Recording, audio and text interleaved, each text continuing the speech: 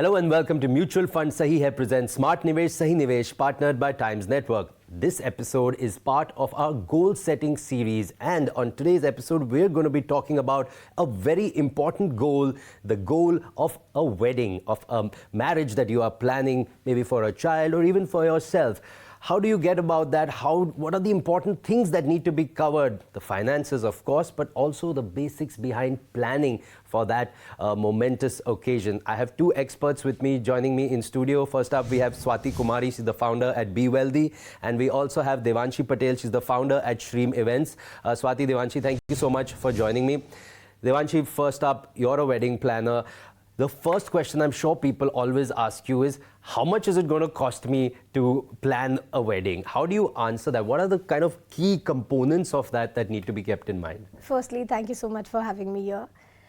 So this is a very vague question. Like, whenever it comes to me, a lot of my clients do ask me that, कितना लगेगा ये शादी के लिए? Budget कितना होना चाहिए? Usually my reply to them is, sir, आप बताइए, what is your budget? Because every wedding has a different budget. I can say a wedding can cost 50 lakhs, a wedding can cost 10 lakhs, a wedding can cost 10 crores. There's no limit to this. It's moreover, like I always tell people, it's a black hole. How much ever you spend in a wedding these days is never going to be enough.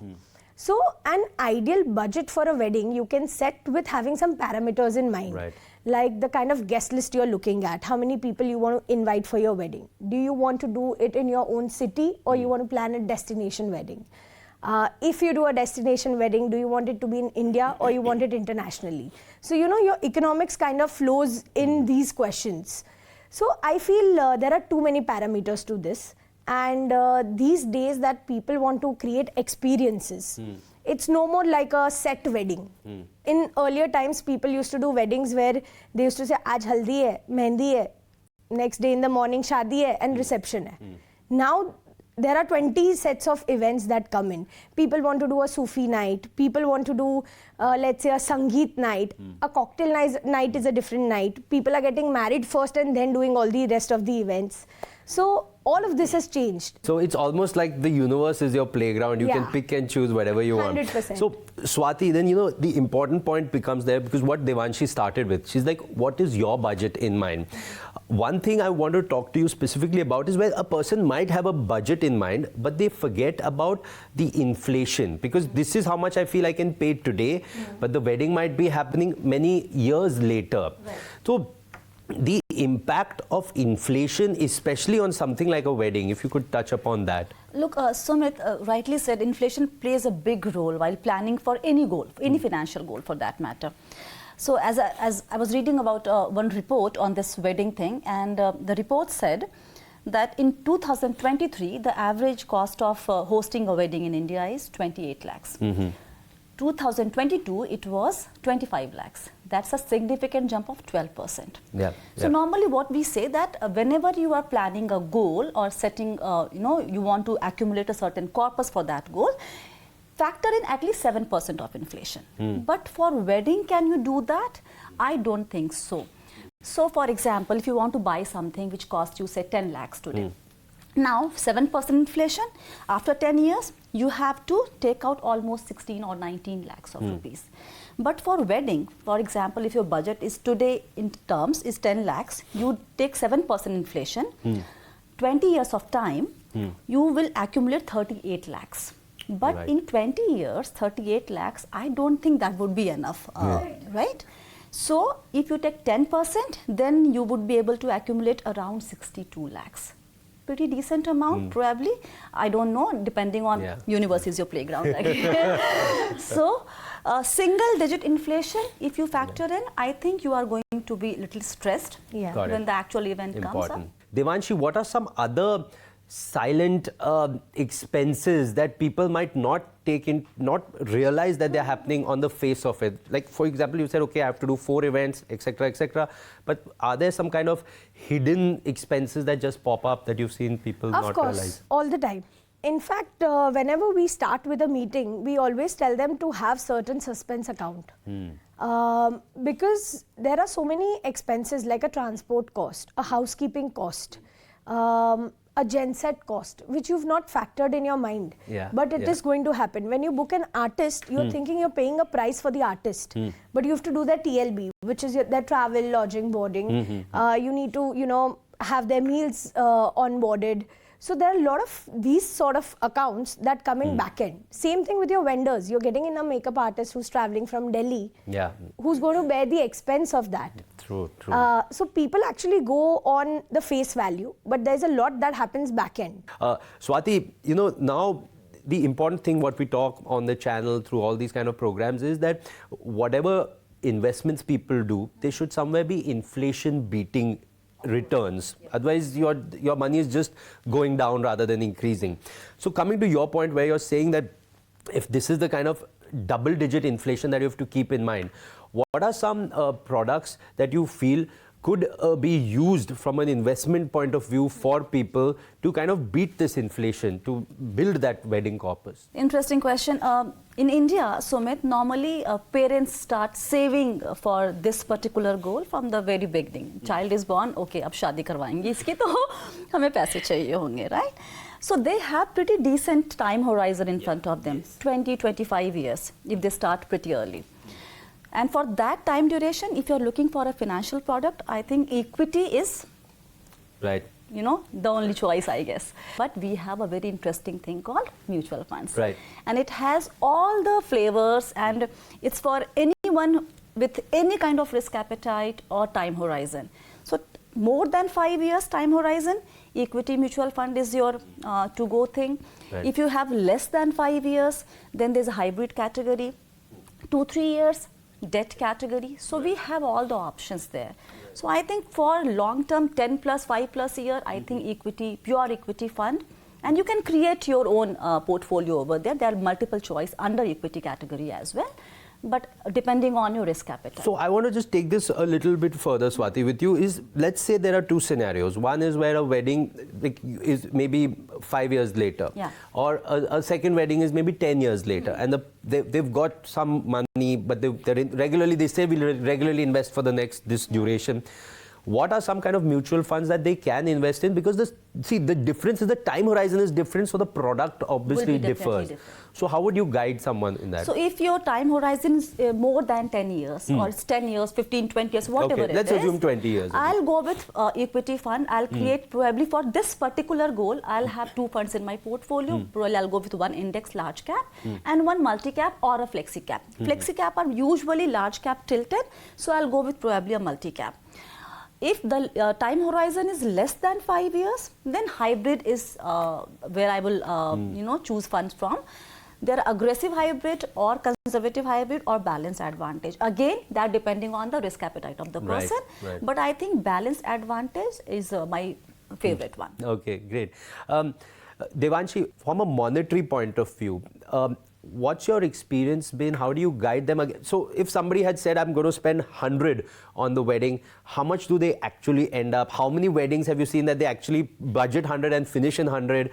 And how many go over? What's like a sense that you have? So a very valid question, I would say. 90% of the weddings have always exceeded their budget. It's just the 10% who's working actually backward on the budget. Okay. And who's sticking to the goals or the plan that they have had. Like you rightly said, that it's a very emotional thing. It's also overwhelming. And like you said, that the day the girl is born in the house or a boy is born in the house, the parents start thinking that, okay, we'll have to get them married 20 years down the line, 25 years down the line, and they start saving back then. But eventually we got to see how generations changing. Like their demands are changing. It's not what actually parents thought of. It's also what the Gen Z crowd nowadays are thinking, that, oh no, I would like an entry this way, or maybe I want to make an entire production set for my Sangeet. And I'm sure at such a point of time, we've come across this multiple times, parents would not say a no. They would say, all right, you want it, let's go ahead. But in this case, they always end up going over and above their budgets. So I always guide them in the very start that, 20% amount in your mind, you should always have it, that you're going to go overboard in case you like something. These are basics. Whatever you have in mind is basic. But if you think eventually you want to get the best of the production in, best of the styling in decor, best planners in, there's a little bit of component which is going to go higher. Okay, interesting. So you have to keep that buffer amount Yes. somewhere or the other. You know, Swati, I just want to come a little deeper on one point that you made earlier. If somebody has a long time horizons, 20 years approx, or let's say 15 years plus के बाद शादी होने वाली है, and they've said, okay, right now we're investing in equity mutual funds. Once you're coming closer to that goal, so now if you're planning this after 15 years, 12 years have passed, 13 years have passed.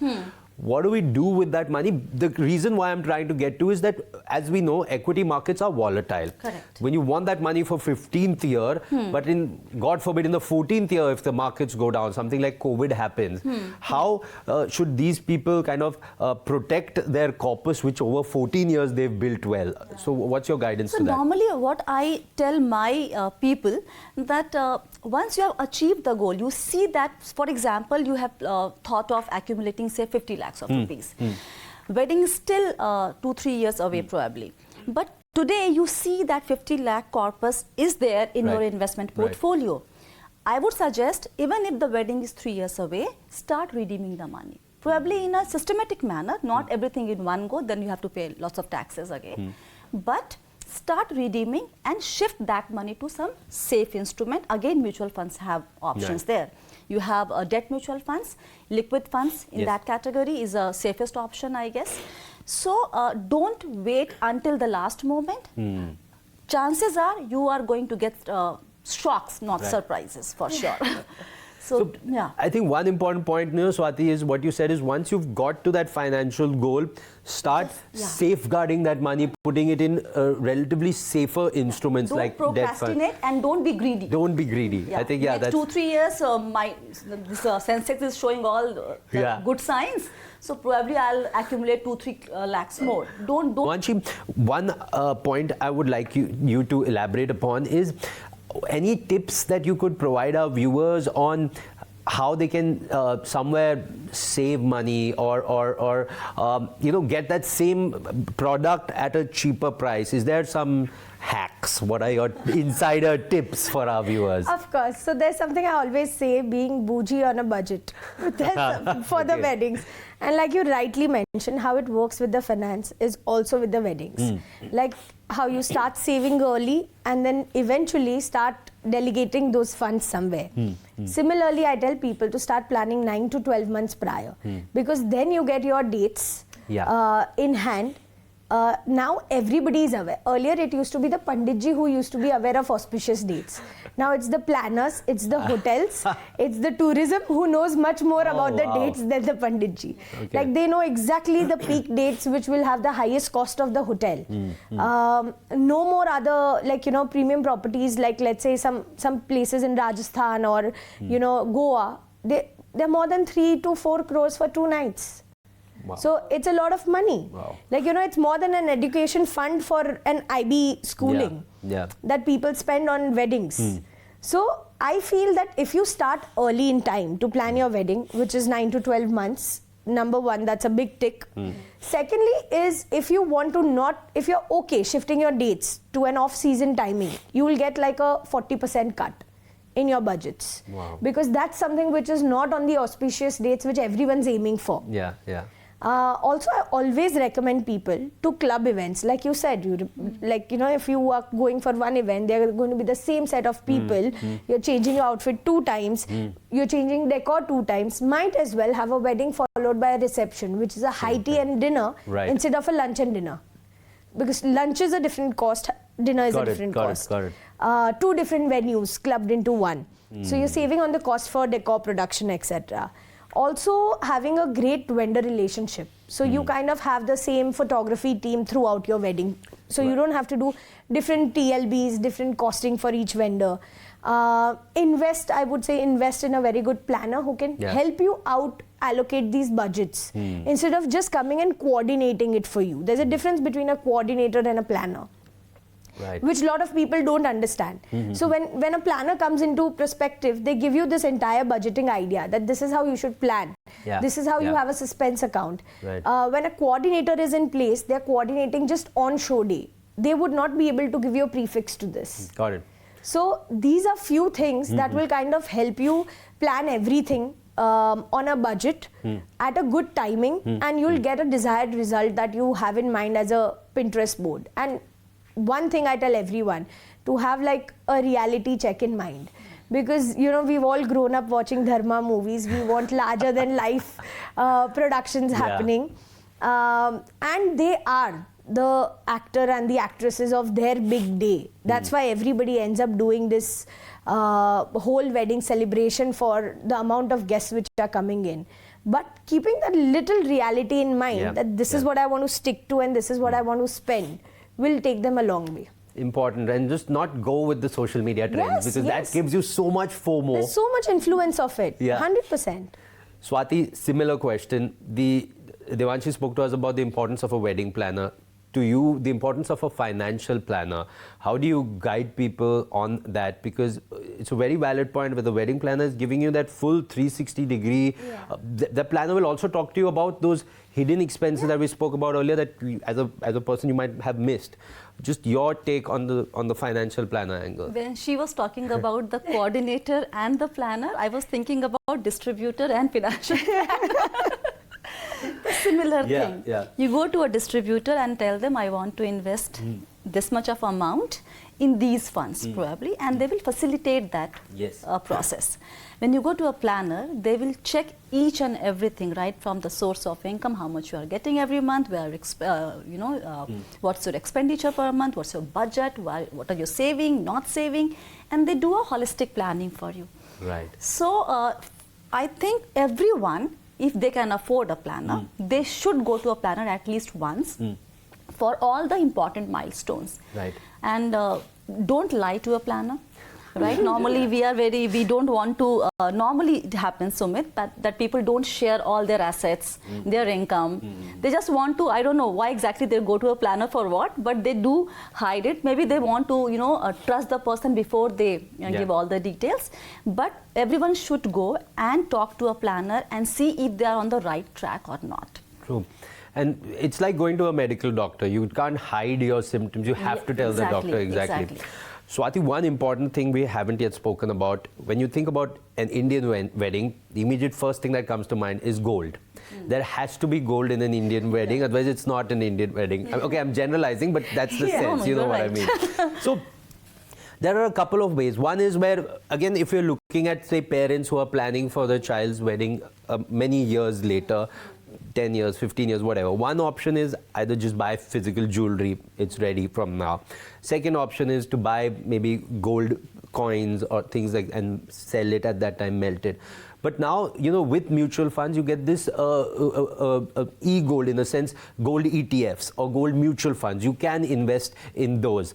So how do you, again, guide people as to what is kind of the best option to look at when talking about gold? I think the best option for me would be gold funds or ETF. I would have said like SGB, but I think the new tranches are not coming in now. True. So given that scenario, gold funds and gold ETF are the best. Even for a silver thing, silver ETFs are good option, because we need silver in lot many stuff in weddings, right? So plus point, you don't have to invest big amount in one go. If you're buying jewelry, you have to. Second thing, you don't have to care about the storage and the safety. And you can plan this also. Again, just like how you plan the wedding ka kharcha ka pura. Similar way, you decide how much gold you want to use or give /give in the to your daughter or to your son, basically. So for example, if you decide on 20 tolas, 1 tola is equal to 10 grams. So today the value would be somewhere around, I think, 15 to 16 lakhs for that. But the gold prices have increased, almost doubled in last 1 decade. So 10 years down the line, you have to shell out 25 to 30 lakhs of rupees. So you can plan, okay, if I want to use 20 tolas of gold 10 years or 20 years down the line, this is the amount you have to save every month. So gold ETF and gold funds and silver ETF are the best way if you want to accumulate or for gold, just for the gold purpose. Superb. Thank you for that. We're running out of time, but one last question to you, Devanshi, and then to you, Swati. Devanshi, your last piece of advice to our viewers who are out there and planning their wedding, what's your final word? I would definitely say plan early on time. Have a great planner.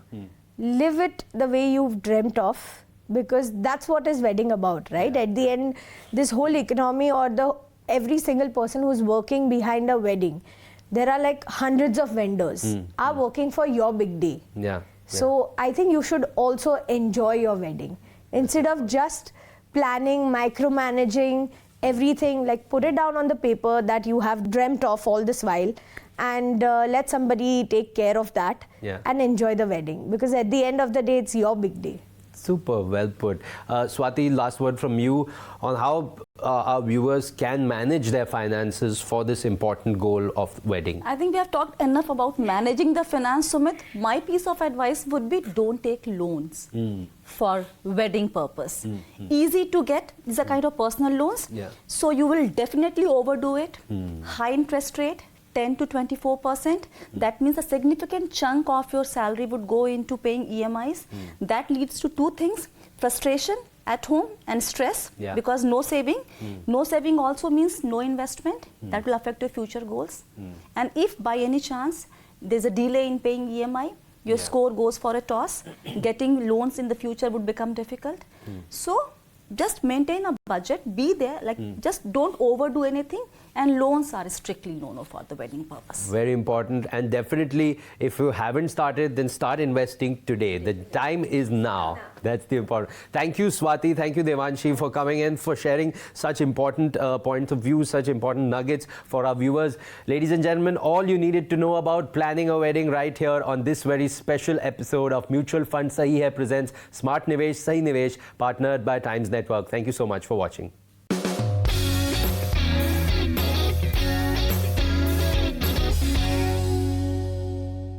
Mutual fund investments are subject to market risks. Read all scheme-related documents carefully.